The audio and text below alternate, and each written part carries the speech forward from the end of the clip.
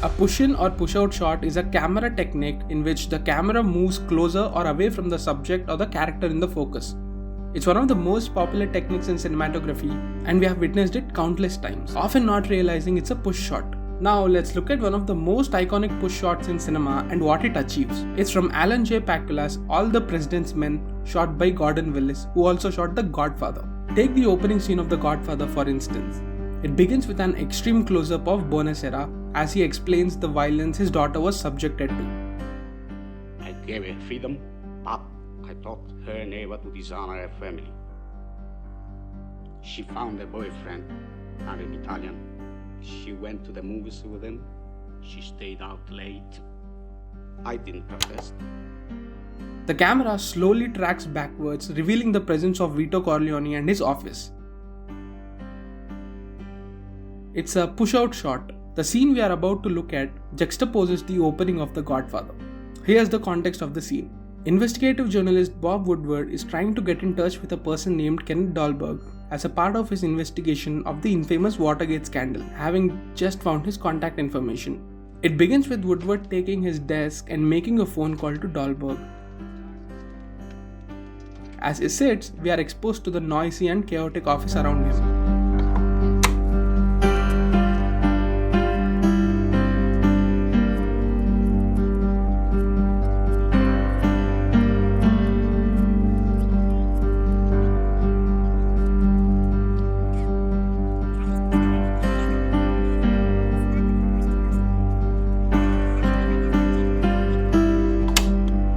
If you notice, his colleagues who are gathering to watch TV on the left side of the frame are clearly in focus, while his background is out of focus because the filmmaker wants us to see the distracting atmosphere Woodward is in. Mr. Bernard Barker. As he gets on the call, we know little about what he's about to unravel, and the camera starts moving forward as Woodward gradually learns the truth.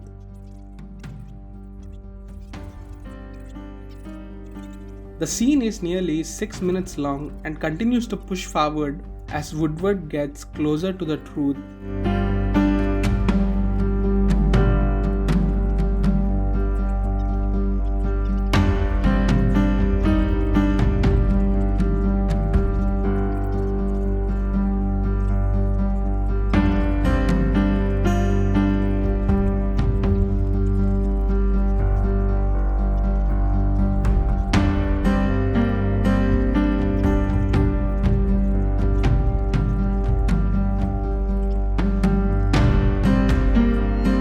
Ends with a tight close-up of his face, having learned everything Dahlberg has to say. Another interesting aspect of this scene. Ideally, one would expect the shot to cut to the next scene as soon as the call ends, but that doesn't happen. Instead, it cuts after Woodward receives another call from Carl Bernstein. It goes all the way to Stans. He gave the check to Stans for the committee to re-elect. Did he say that? He said it. I've got it on my notes. Jesus. It's down on record, Bernstein. And that money winds up in the bank account of a Watergate burglar? Yes. Fantastic. I'm coming home. Okay.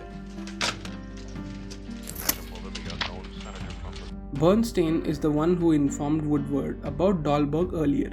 When Woodward confirms that he has done what Bernstein asked him to do, the scene ends. Since the film is actually about how the two of them work together, it's only fitting that Bernstein's contribution to the scene and plot is acknowledged at the end.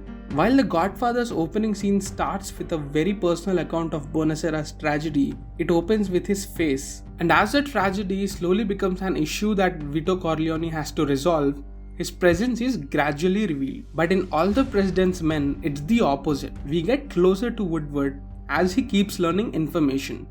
In a film where there's a lot of talking over phones going on, I'm counting.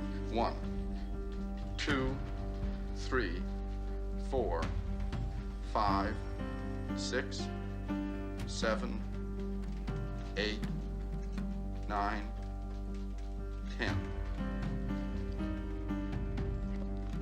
This one stands out because it pulls us slowly into the character's mind, ignoring the world around. There is a similar, simpler shot in Tom McCarthy's Spotlight, which is also a film about investigative journalism. When Sasha Pfeiffer is on a call with one of the victims of a child sexual abuse scandal, the camera is static. The moment she learns a game-changing truth about the involvement of a lawyer in the case. So, you did go and see a lawyer? Yeah, but I didn't end up using him, so... The camera slowly pushes forward, meaning she's gradually getting closer to the truth. However, it's almost unnoticeable because the length of the scene is relatively shorter. It's a simple yet effective technique, and when used properly, it has much more meaning.